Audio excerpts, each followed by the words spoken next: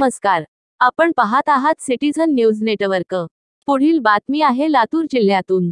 लातूर जिल्हा मध्यवर्ती सहकारी बँकेचे चेअरमन धीरज विलासराव देशमुख यांच्या वाढदिवसानिमित्त लातूर शहर जिल्हा काँग्रेस कमिटीच्या वतीने विविध धार्मिक आणि सामाजिक कार्यक्रमांचे आयोजन करण्यात आले. लातूर शहरातील ग्रामदैवत श्री सिद्धेश्वर रत्नेश्वर मंदिरात जाऊन श्रीचा अभिषेक करून आरती केली. त्यानंतर ग्रामदैवत सुरत शहावली दर्गा येथे चादर अर्पण केली. राम मंदिर येथे पूजा करून गंजगोलाई येथील आई जगदंबा मातेची आरती केली.